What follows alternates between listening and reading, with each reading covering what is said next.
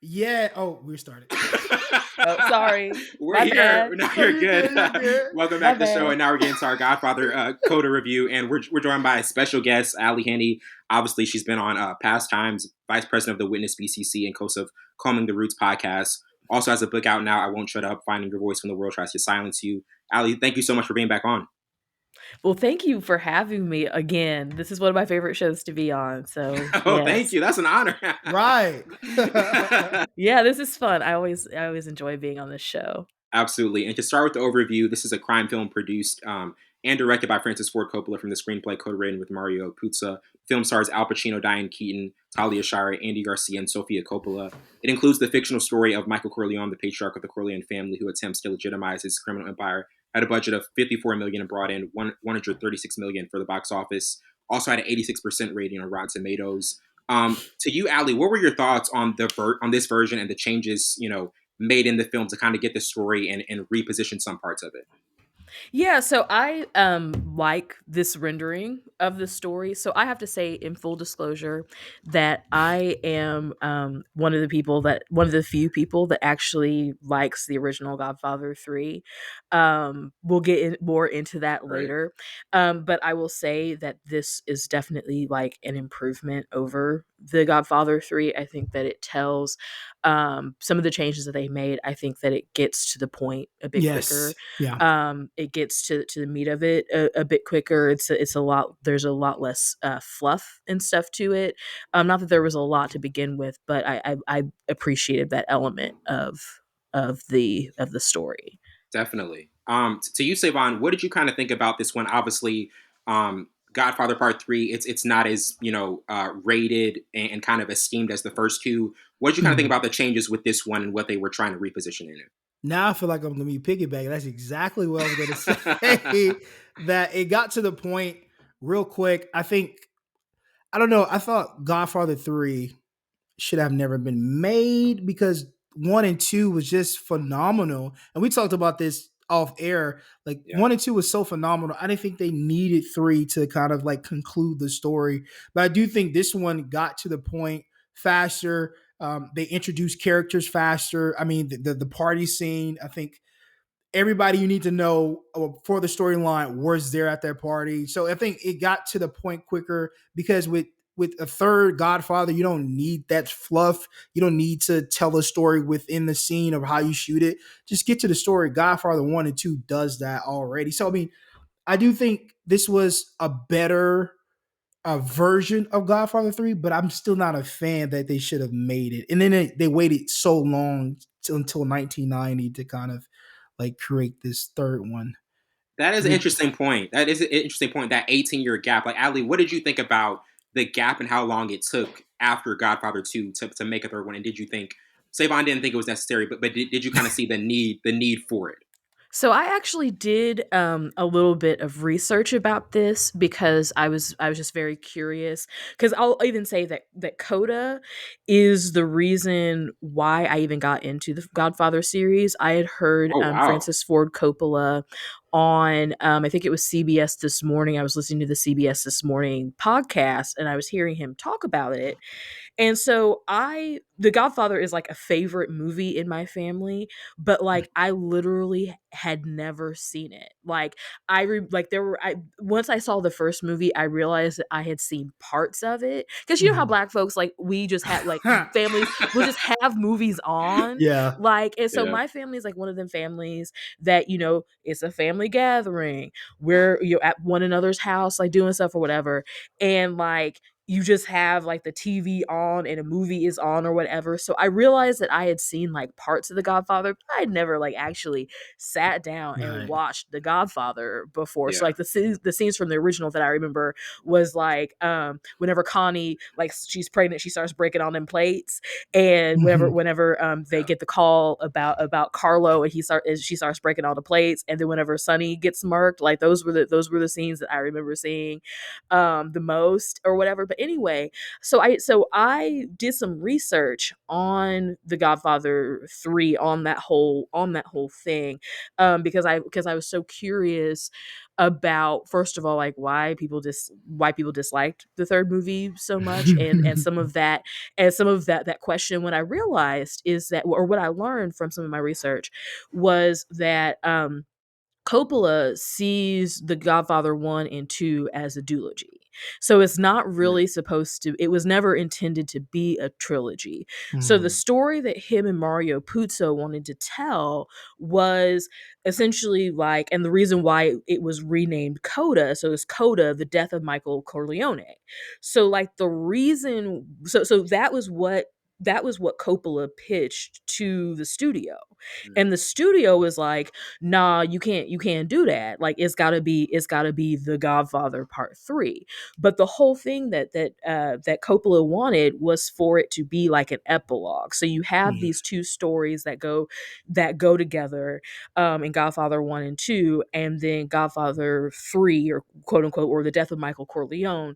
Right. That's supposed to be like an epilogue. And so then, the as far as like the gap and stuff goes, different people, so like Puzo never, or well, Puzo, and but really like Coppola didn't really want to make another Godfather movie. Like he just really wasn't, he was just like, I did my two movies, like that's what Yeah. I wanted, that's Right. whatever. So there were all these different treatments that different people, that the studio had like greenlit, like all these different things Mhm. throughout the 80s, throughout like the early and mid 80s. And I read like some of what some of these like ideas and stuff were, and they were horrible. So I'm glad that none of them. So everybody's all like, "Oh, The Godfather 3 is," but no, like The Godfather 3 that we could have gotten It's versus way. like what we have. God. Like y'all need to be thanking the Lord, because it could have been real suspect up in here. But anyway, so there were people throughout the 80s who were like, oh yeah, let's try to cash in on Godfather 3, let's try to make and all of the things were horrible. Well, the thing that finally convinced Coppola to make a third movie was, like, he had thrown some money into some movies that hadn't done well, so he kind of needed the money.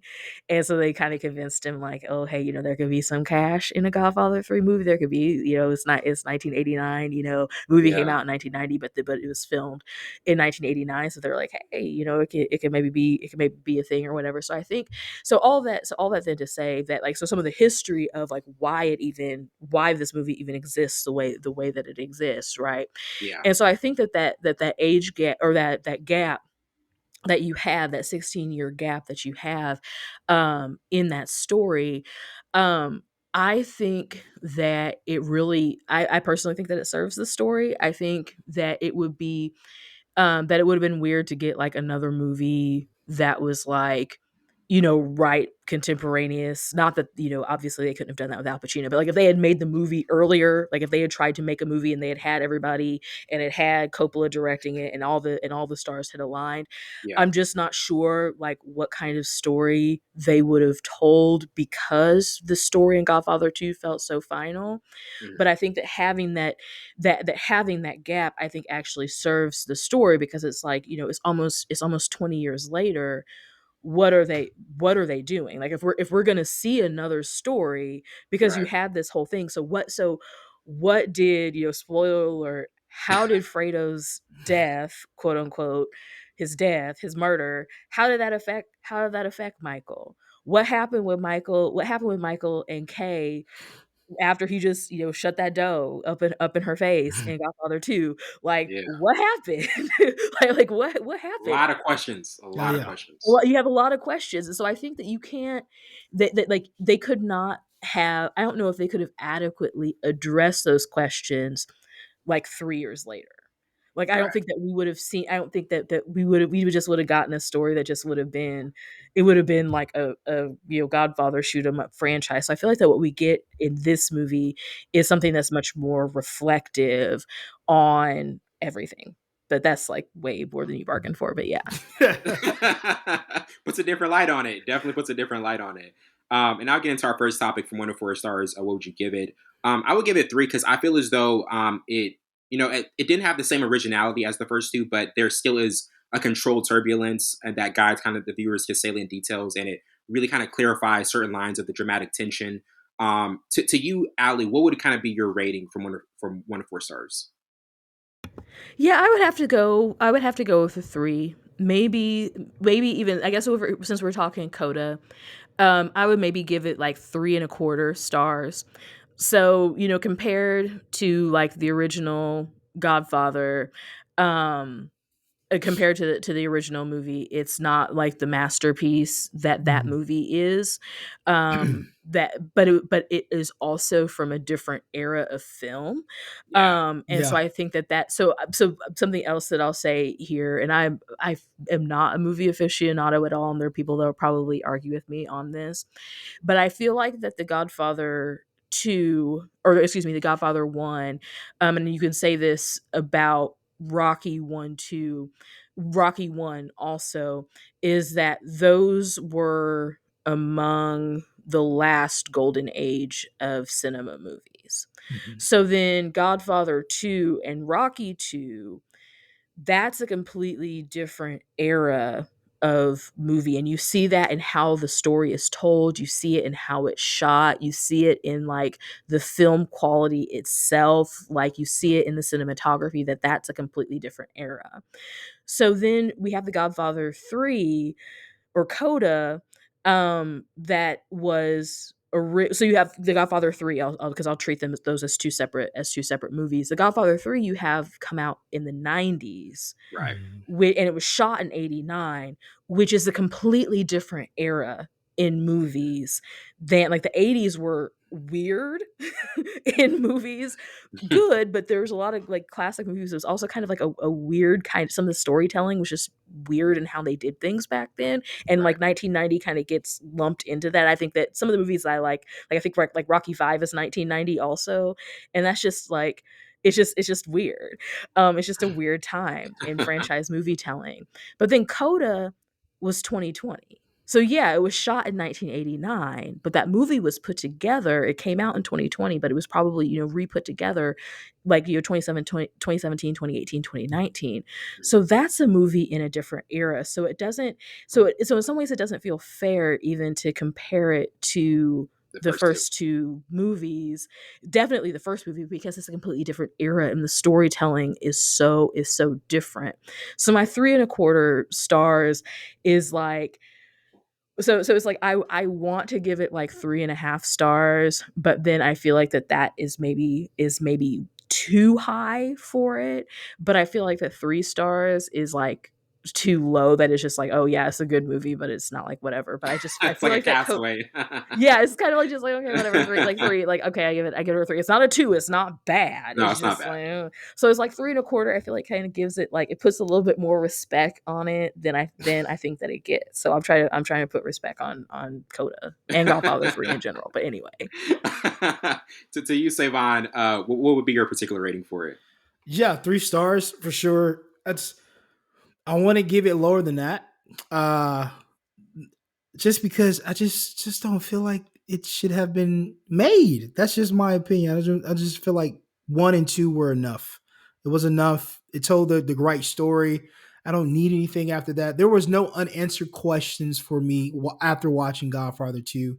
Obviously, that's just overkill if you want 3 and then now we have Coda. It just, I don't know. I'm just not a fan. Like this whole time, like me watching the film, I was intrigued because obviously it's a, some type of resemblance of Godfather 1 and 2. It's a like kind of like the conclusion of Michael Corleone, whatever.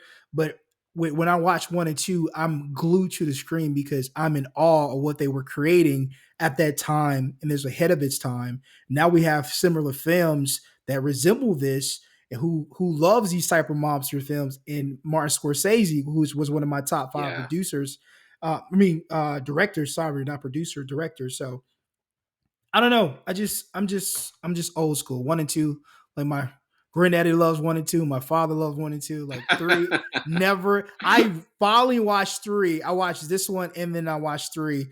I Yeah. think last week, and I was like, bro, You were why? so disappointed.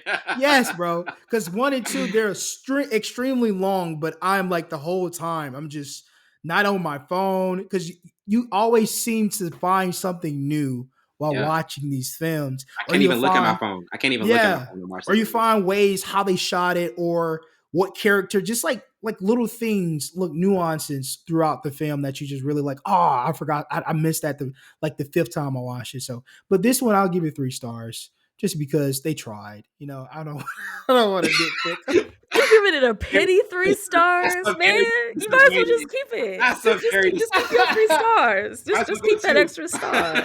But I give Coda 3 stars because they expedited the screenplay a little bit. They got to it.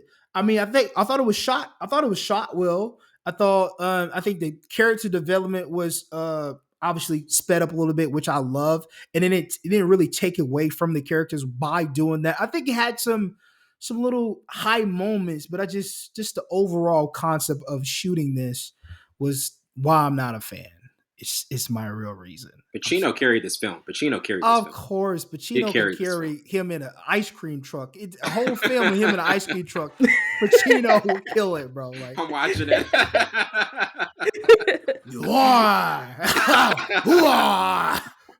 like it's Pacino is funny, bro. Yeah. Pacino is hilarious. And now getting into our next topic, favorite character. I would go with Michael because I feel as though he was still clinging kind of onto the final vestiges of honor, of hope, his children, and just, this particular depiction of Michael kind of conveyed just the tortured mindset he had. And even that final scene with his daughter, you could just tell just how draining all the tragedy was to him, and just how it was getting to him over an accumulation of guilt. To you, Ally, who would be your favorite character overall? I have thought and thought and thought about this, and I'm not really sure who my favorite character is. I'm not sure if I have a favorite character in this one. I That's a feel like first. That's a that first. there's First. yeah, I feel like that it was that the movie was such like a group effort. Like I think that Pacino was carrying it. Like he was carrying a lot of it on his back at times. I think that I will say though, and this is probably controversial, that people really, so this is like an aside, but it's relevant. So my mom used to have a group on Facebook called like the Godfather lovers, and it was like over 100,000 people. My mom's not on Facebook anymore. The group doesn't exist anymore because my mom's not on Facebook. Like she just like she got out of the game basically. Like that's a whole she got out of the game. Like, that's a whole other story. But like but the Godfather 3 would come up a lot in discussions there.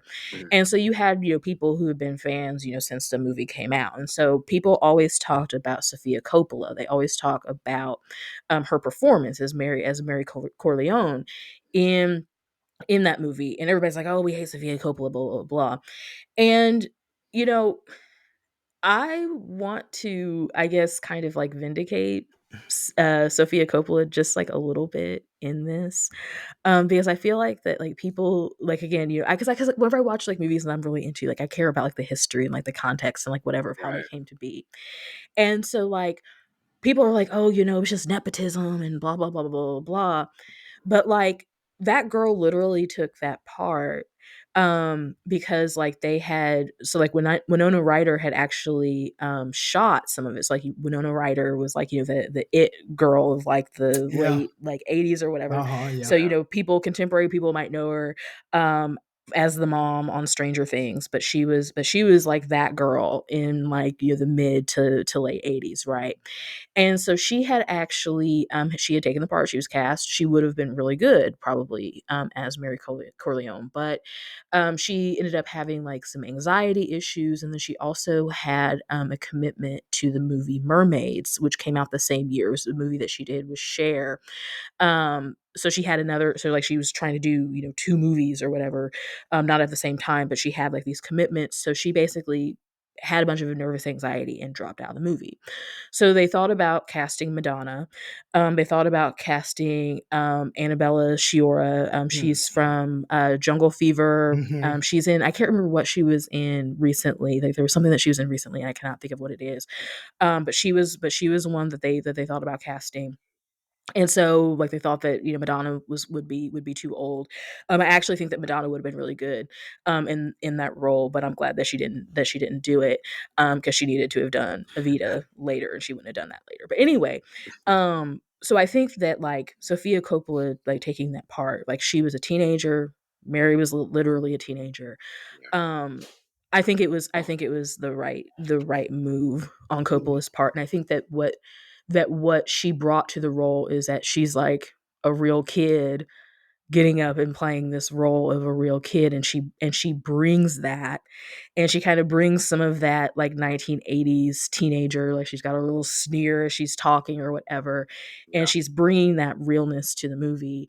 And yeah, it's her first movie, and I don't think she ever acted again. She's a director like her dad now and whatever, but I think that for somebody to take on a big role like that, and really like you could argue that she's like the center of the movie, Mm-hmm. honestly. Yes. For sure.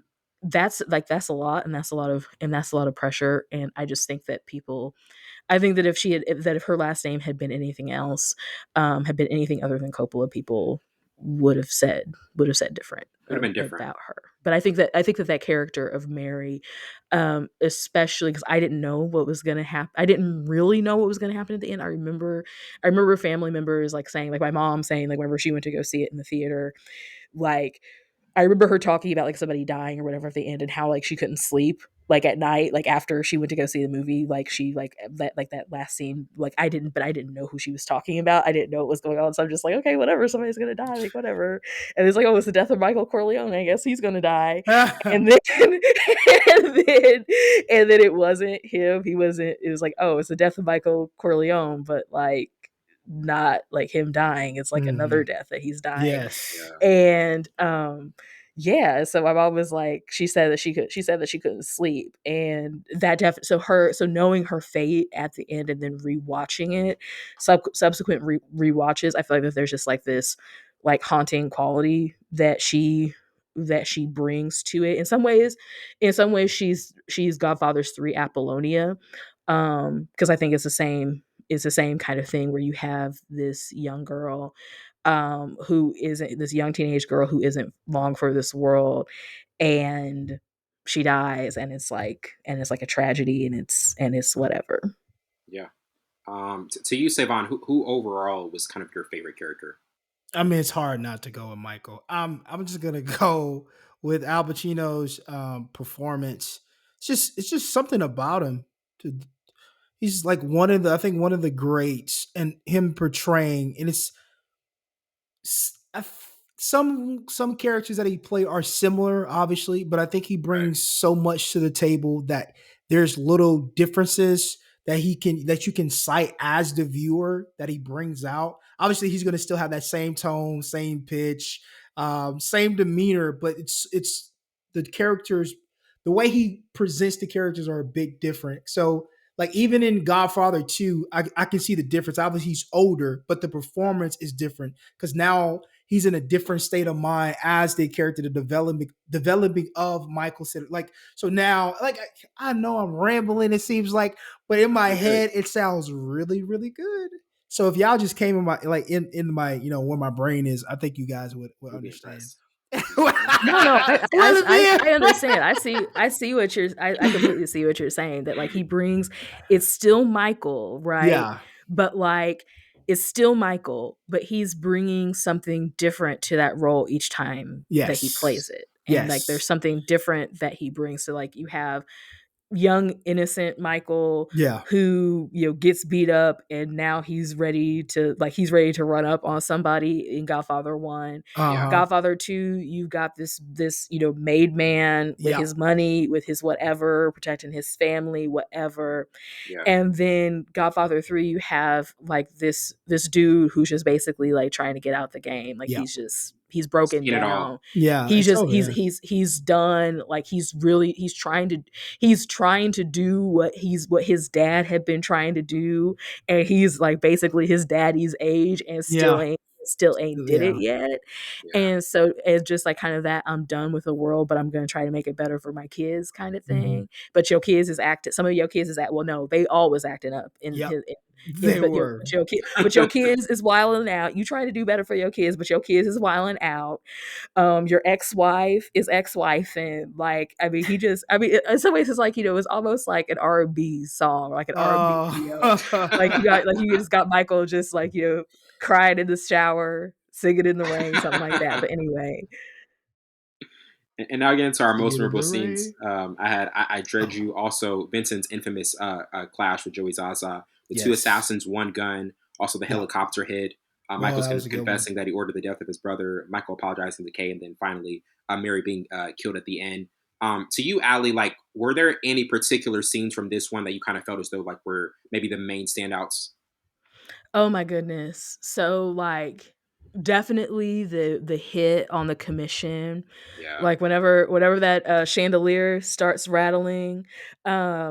The one thing that I will pick at about that scene is you got all them bullets flying, and Vincenzo and Michael don't even get I don't like a even get touched. scratch. I don't even Like get that was touched. like, I'm like, bruh, like y'all didn't even have, y'all wasn't even scratched, y'all wasn't even partially hit. All that glass flying around, there wasn't a speck of blood on When I was them. rewatching that, I was like, man, they are just unscathed at all, completely They was the unscathed. Matrix before the Matrix happened. They was just like, we couldn't even see them dodging all them bullets. But no, but just that scene where it's like all this stuff happens. And so whenever you know the plot, like whenever oh boy like goes out the room, like chases Zaza out the room, like the first time I saw it, I was like, okay, yeah, that old man, he going after that dude. But then whenever you know what's happening, you know what's up, it's like, oh, he's getting himself up out of there Yeah, Mm-hmm. because they finna run up, like they pulling up. But just that whole scene, whenever, so they sitting there, they just whatever, and then the stuff starts shaking, and then all of a sudden, like, that scene is really cool. crazy. um the scene where Michael has his stroke, that scene is really haunting to me. Like, there's just a lot that's happening in that scene, and like, and there's some hard cuts in the scene. I kind of wanted to see what was like in between the hard cuts, and kind of like what I want to see, like an outtake, and like see the multiple takes, or see what how he played that scene. Maybe it's just one of those things where, like, he was doing some stuff, and he was doing some stuff that didn't work, and they just kind of spliced what worked together. Right. But I kind of want to know what was in those cuts, because that scene is just so, there's just so much to it, especially like the part where before he collapses finally, where he starts calling for Fredo. There was just something about that that's like, yo, like you calling for the brother that you That had you that had you murdered. had killed, that you calling for the brother that you murdered. Effectively, you didn't pull the trigger, but you murdered him.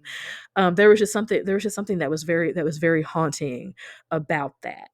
um and then, let's see, I would also say the scene where the hit on Zaza. Mm. There were a lot of things that I felt like were callbacks to the other two movies, and there were kind of just sort of like out and out callbacks, like, oh, you have Enzo the baker, that was in the first movie, that he's there, and he's cutting the cake. Like, you have some of these different callbacks. Yeah. But that scene where they do the hit on Zaza, that was very much like the Godfather 2, whenever Vito does the hit on Don Fanucci. Yes. Like, that was it was still the same little, like, the little KKK looking people, like, that always throws me off. So I'm like, bro, why is the Klan at the religious holiday? Like, but I know it's like, a cultural thing or whatever, but it's just that just always throws me off every time I see it. But you got the people marching through the thing, holding to Jesus, and all, and the Fiesta Italiana, or whatever it is that's going on there. Yeah. But I felt like that was like a really neat callback. And then, like, a lot of that scene in the opera house, but particularly the part where old boy is playing like he did. So he killed one of the twins, but the twin is Oh holding him yes. up, and so Yeah. he's all bugged out. And so then that's how he gets the other twin, is like the twin thinks that he's dead, and then he gets him. That gets me, because I'm like, man, like, why did you? It's like Fred and George Weasley or something like that. And it's like why why did this happen? But then also like that scream. Like that's like Oh man.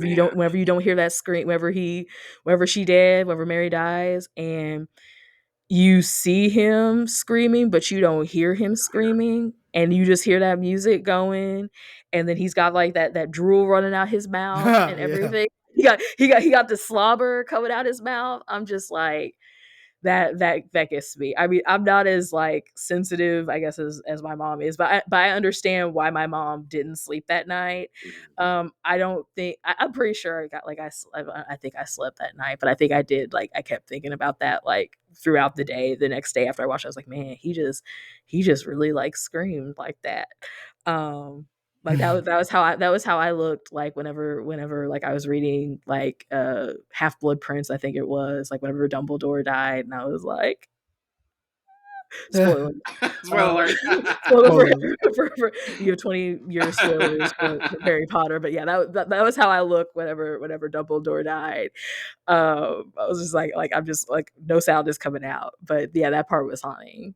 Definitely. To you, Savon, to you, like, what were some of the memorable scenes overall in this one? There's no need for me to go, Wellington. You guys have named all the good ones. I don't have none left. There's none I can say. Y'all got all the good ones. I was leaving you some meat. Well, I wasn't really. No, my other scene, I No. forgot about this. There's Yeah. that you said that because I was like, there's something that I didn't say.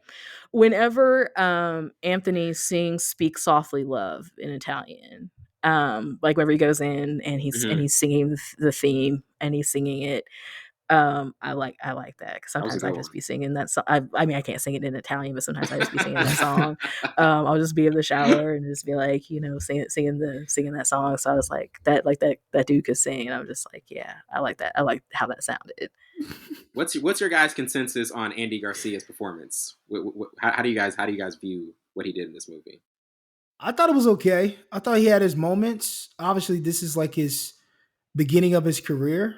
Yeah. But I think Andy Garcia has been in some great films that he's shown his versatility and his range a little bit. But I think this was like, it wasn't a memorable performance. That's why we say Al Pacino kind of carried Carried things. it. But I thought he did enough to convey the character, good enough to be like put it on screen.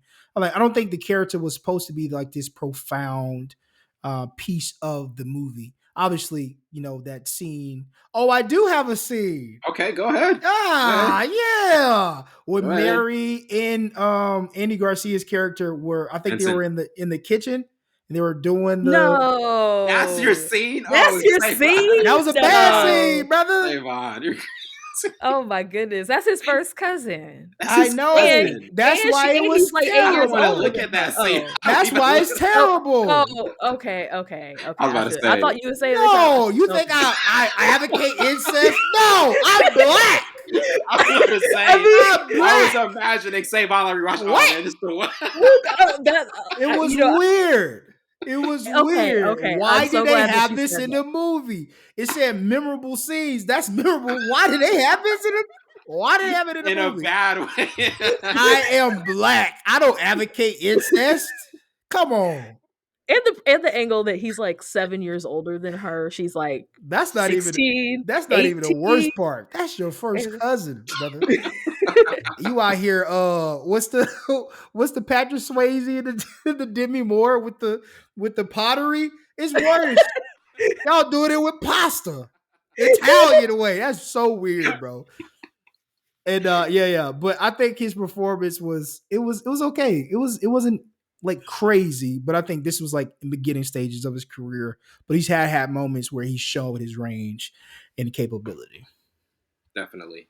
And now getting to most memorable quotes, I had your sins are Oh, it's a terrible. lot of them. It is just that you suffer. Also, give up my daughter. This is the price you pay for the life you choose. Yep. It's not personal, it's business. Never let anyone know what you're thinking.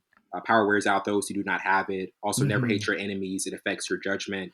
Yep. Just when I That's a thought good one. thought I was out, they bring me back in. Good one.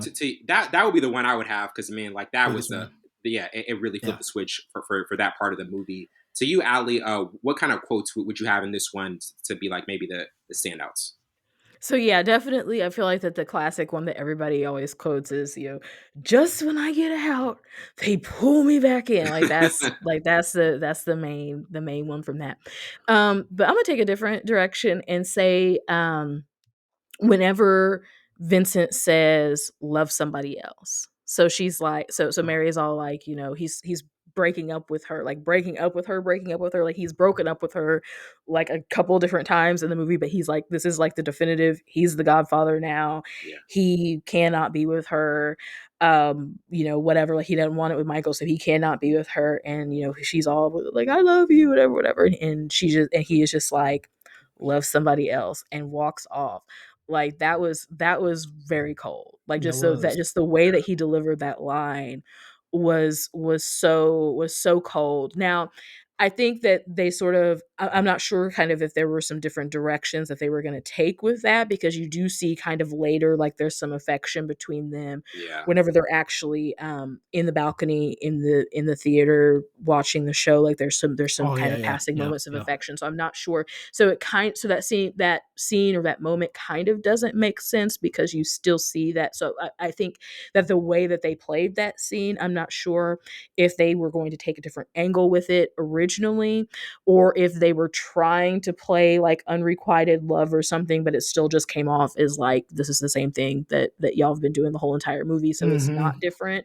Yeah. And I think that either of those could be viable explanations, but just the way that he delivered the way that he delivers that line. And I don't really feel like that Andy Garcia got very many like good or memorable lines in the movie. Like I think that he kind of got like shafted in that respect, because he just didn't. I don't really feel like that he got some action, but he didn't really get like dialogue. Or maybe it was just that his dialogue, he didn't deliver it like in a particularly like compelling way. Had But to be. that line he Yeah, did. yeah. Definitely. To you, Savon, what were kind of the memorable quotes in this film overall? I think Michael had all the good ones, but to pick up what you said, Ellie, I think this movie was what 2 hours and some change. Two Pretty sure, hours and 2 hours 37 30. pretty minutes. sure they had like 5 hours of full Westcom. I'm pretty sure they cut a lot of his dialogue out Yeah. from this movie, yeah, for sure. But Michael, friends and money, oil and water was a nice line. Never let anyone know what you are thinking. I thought was a dope line. And then when he was talking to Kay, she's like, I feel I'm getting wiser now. The sicker you get, the wiser you get, huh? He's like, when I'm dead, I'm going to be really smart. Like Michael just had the comebacks. His dialogue Witty. was, yeah, it's very witty. You could tell why he was the Godfather, why he Yeah. ran things. But now he had all the great ones. When they come at the one you love is another good one. So yeah, my Aren't some of those lines callbacks to the first movie? I think that the don't let anyone know what you're thinking. That's a Vito line That from felt the like a first veto movie. line. Yeah, It that sounded was like a veto what line. what Vito says is, don't let anybody outside. So he says it to Sonny. yes, So like yes, he if says it to Sonny, don't let anybody outside the family know what you're thinking. And then I feel like, what was the last one you said, Savon? when they come at the one you love. I feel like that Vito said that in the first movie. I could be wrong though. But I yeah, I, that's very interesting. Now I that feel you like say That's that, a I very good feel point. like he said Yeah. something very similar to that. I you could might be be I could right. be wrong No, I though. think you're 95% in there. It's somewhere in there. I think you're right. Cause isn't that like the character? Cause now you got me thinking. Now I got to go back and watch the first one and then the second one because I haven't watched them in a minute. Maybe I should have did that before I watched this one. Maybe I don't know. It's a Who lot to knows? Yeah, watch. that It's a that It's a lot that to watch. lot. concept That's sounds 7 hours. I don't familiar. got Like I that feel much like time. that he was saying that whenever he was acting as because I feel like that's a Vito line, and I feel like he was saying it whenever he was acting as consigliere. But I could be wrong. That I sounds could about be right though. uh I could be Hmm. making that up. And now getting into our next topic, what did you like the most about the storyline? To me, just how Michael's deeper motivations are spelled out. He really, there's a lot of remorse in this film that we rarely see in the last one. Even later on, even after Fredo's death, it's not there. But this one, you see more so of him thinking about all of the transgressions he's made in the past. Hmm. To you, Ali, kind of what particular element of the storyline did you like the most? I liked some of the reflective nature of it, particularly like that going back to like that "Speak Softly, Love" scene Yeah, when you see him dancing with or yeah, you see him dancing with Apollonia and stuff, and then you get that later on with Mary. You see kind of like that same thing, which I think also is another way that they draw the parallel to Apollonia. And then something is I don't know if we'll get to it, but something that we didn't point out has been how it ends differently, how Coda ends differently oh than The yes, Godfather 3. yes, So the ending is very different. Yeah, And cut. the meaning of the ending to me, because the ending is different, the meaning of the ending is different for me. So kind of pulling on your question, that element, I think that what I like about Coda better than The Godfather 3, I did not like at the end of The Godfather 3 whenever you see Michael, because actually that was the thing that upset me about Godfather 3 was at the end whenever you see him and he's alone and he dies and he falls out of the chair and he's by himself and he's just like, and so you have no idea, like there's just the dogs, and so like almost the implication is that he's this old man who's died alone. Mm-hmm. And there was just something about that, that even yes, Michael did a lot of dirt, like yes, whatever. I felt like that wasn't the ending that he deserved, especially after what had happened to Mary. And so knowing that it was supposed to be the death of Michael Corleone, I felt like that that ending was unfair to him. But this other ending, I feel like that the implication, so that the other move, the coda ends with Michael. He's just an old man by himself. He was putting on his glasses. That's it. And so for yeah, me, I feel like that the implication of that, yes, it's implied that he maybe is old and dies alone. But more, I think that the implication of it is that he is having to feel the weight of the consequences Mm-hmm. of everything that Yeah. he's done. And so him Yes. dying at the so us seeing him fall out the chair, it's like it's almost it's just it just feels and I know that that's horrible, but it just feels really unfair to Michael. And not that he deserves fairness, but it's just like, oh, so he died. I think that I would much rather think of Michael of like, you see him like dancing with Mary and whatever, and the fact, and so the juxtaposition being there that he has to live with that, that he's having to live with that. He doesn't get to escape it at the end by dying. By Yes. dying, he has to live with that. So I think so, and it's not just Mary, it's Fredo, it's Apollonia, it's like all of these things that he's having to live with.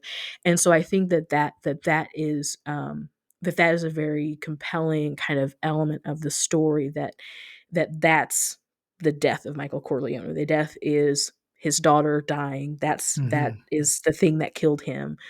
But then he is having to live with that, and he is having to die over and over again because he's living with that for the rest of his life. it's a really good point. Beautifully explained, Yes, by the way. absolutely. Yeah, Yeah, Ghost of His Past. I like this ending a bit better, obviously, because now instead of his kids, walking away, like he's like, yeah, I like the his daughter dying. He has to relive that over and over. Him trying to get his wife back, failing over and over. It's like him dying slowly and him in loop, like it's a Doctor Strange film. Like he's Mm. he's in loop constantly, and I love the aspect of it because fighting the ghosts of his past, trying to find a move that will give him peace of mind, and yeah, then him having to live with all of the bad decisions, his kids not loving him or walking away from him or dying. So I love that aspect of it. That an old man trying to make amends from his past, but still failing in that pursuit. I like that about that. I like that about the screenplay. yeah. And now getting to our next topic, 10 years from now, do you still think it'll be watchable and intriguing? It's obviously a much older film, and it's an interesting conversation because sometimes you can say like with what it's stacked up against, it's gonna get lost in the shuffle. I do think elements of this, like there were great moments. Al Pacino had great moments in it. Mm-hmm. It's some people will go back to it, but not as much as the first two. It's always going to have that burden of just being behind these two films. To you, Ali, how do you view kind of the watchability and intriguing of it for future years? Yeah, I think that Coda is in that like Godfather canon, I think that it's important to like Coppola's storytelling, like that, like not just Coppola, but also Mario Puzo, like this character Yeah. that Puzo slash Coppola kind of created. Puzo created him, but Coppola kind of like fleshed him out, and so I think that this story is important to that. Yeah. And I think that this is answering the question, but it's kind of an aside that the that the Godfather 3 is not actually available on streaming anymore Yeah. No. You can't even anywhere. find it. Like you can't even find it. Like Yeah. once and that's relative. So Coda came out in 2020. Whenever Coda came out, you could still stream Godfather 3. And then I want to say probably because I watched the stuff. I've been watching it the past like the series for the past like 3 years or whatever in December. Like I always do a marathon of them. And so I think within a year they had taken it down from taking Godfather 3 down from all streaming platforms. And if you search the Godfather 3, Coda is what comes up. And so it's almost like regardless of like I have the Godfather 3. I have both versions of them, so I'm able to watch, and whenever I watch it, I watch both versions of it. So I think that's interesting. I think that's an interesting commentary. I think even from Coppola, that he's saying like this is the This movie. is the one. The other one does not exist. Yeah. This is the movie. And so I think that from that standpoint, even from that standpoint, Coda I think is important because I think that it's important in telling the story of Cope. If for any other reason, maybe if it's not, if maybe if the story isn't about Michael Corleone, the story is about Coppola Yeah. and how he took this movie that a lot of people panned. Like people were like, okay, yeah, it's good. It's like, you know, it's good for like a movie. It's Right. good among the movies that came out that year. Because I think because I want to say like Rocky 5 came out that year. I'm pretty sure Silence of the Lambs came out that year. Came out. It might Silence of the Lambs might have been like a year or two after, but it's kind of in that same thing, in that same kind of era or whatever. That like yeah, it's good for that movie, but it's not good for the Godfather. I think that's that in a way this is kind of like Coppola being able to rehab that movie.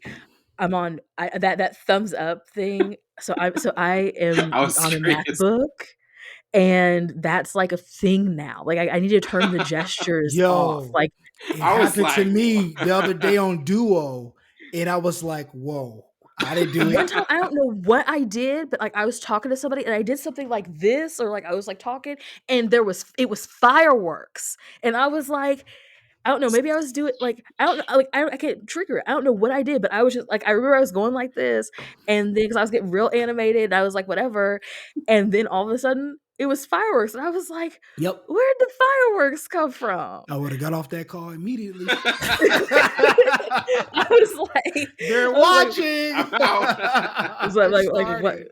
Like Oh what my happened? goodness, that's But yeah, weird. so anyway, so I feel like that if Coda isn't about Michael Corleone. Like if we say like, okay, well, whatever, it's a whatever story.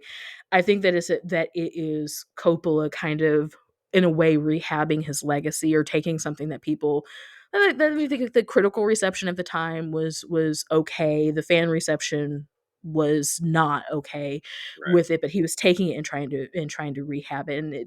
And it's I can't say that it's similar to what Stallone did with Rocky versus Drago because I don't even really know why Stallone made Rocky versus Drago, but it's better than Rocky 4. And I think we had this conversation Yeah. the last time that I was on. That is a hill that I will die on, that Rocky 4 sucks.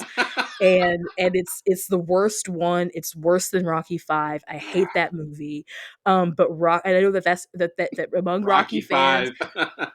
but no, Rocky, y'all don't give Rocky 5 its flowers. Again, it was a movie made Boo. in 1990. It was a 1990 movie. It was and with no budget. They did that with no budget. They made that movie with no It if looked they had like it. and exactly that ain't Stallone's fault. If you would have given that man some coins, that movie would have been better. I They would have like given the that Drago one. I like So Rocky memorable. versus. That's a super memorable one. Yeah. Him I running in can't. the snow. What? I cannot stand that movie. It That's is. I cannot crazy. stand that I movie. break you now. What? You don't like that one? I can't I stand run that that one movie. back. I can't stand how they do Apollo. I cannot See, stand that that's what it movie. is. That's what it I is. can't I can't stand that movie. Apollo But did die Rocky, though. Weird though. He died weird. he did he He did. did. He He did die did. weird I mean, though. why they had Apollo out here looking like some crazy old nationalist man. Now, first of all, what black man is gonna care? What black man who lived through segregation, mind you, is gonna be out here? We can't let the Russians. They did Apollo Dirty. dirty. They did him dirty. Now Rocky versus Drago rehabbed that mess so hard. Oh my And I stand Rocky versus Drago. Like, I love that movie. That movie needed like a wide theater release. Stallone needed to do with Rocky versus Drago what Coppola did with Coda. Rocky 4 just don't exist anymore. All there is Rocky versus Drago. That's insane. But anyway, I feel Savon, we haven't reviewed any Rocky movies, so when we do our Rocky review, she's got to be on for the Rocky one review. She's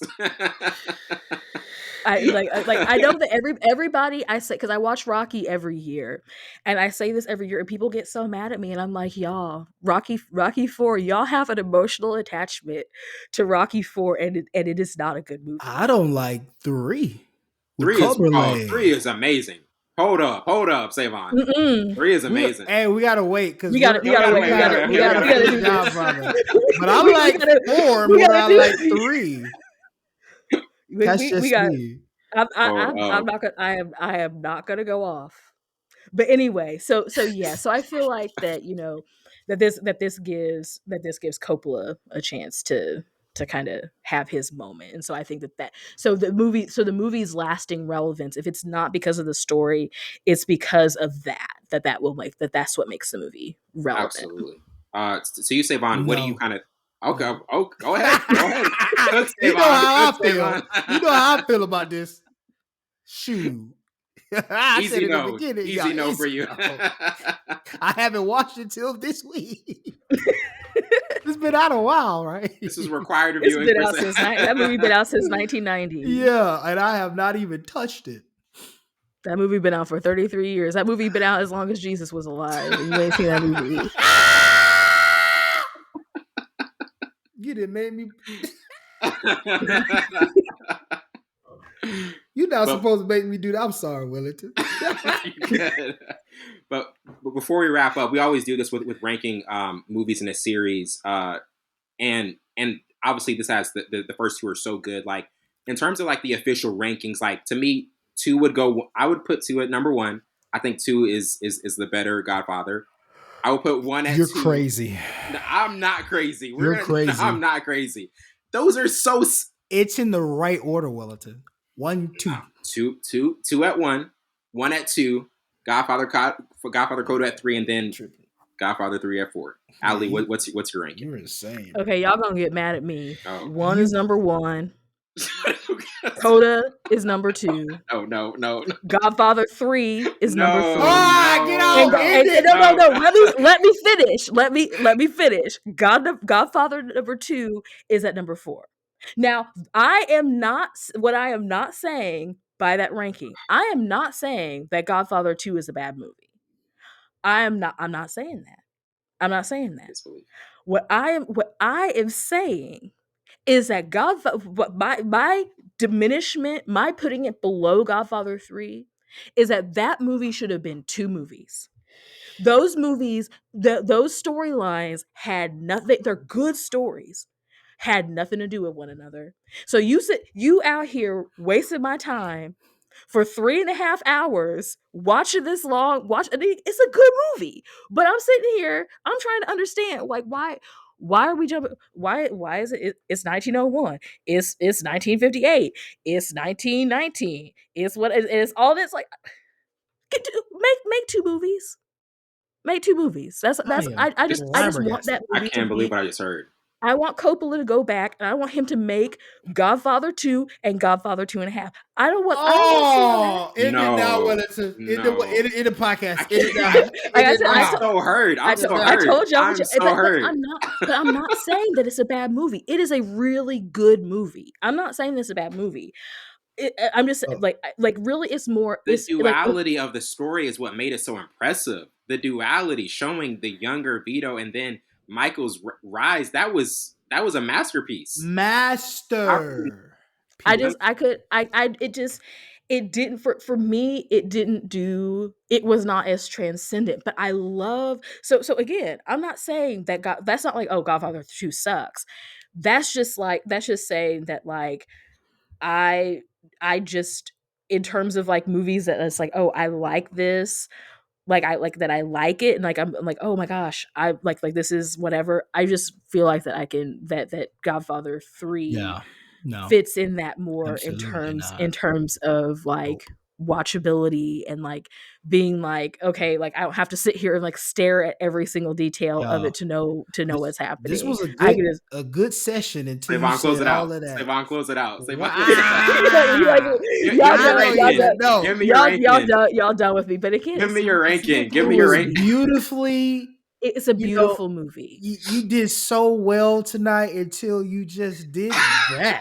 I like it's a Talk about controversial your fixer it's a upper. What are we it's doing? a it's a controversial opinion, I know, but I I enjoy need you. Godfather 3 I more. need you to make a shirt and rank them on your shirt and wear that in public. Please. Child, I live And on the put south it. side of Chicago. I'm not doing that. You gotta do that now.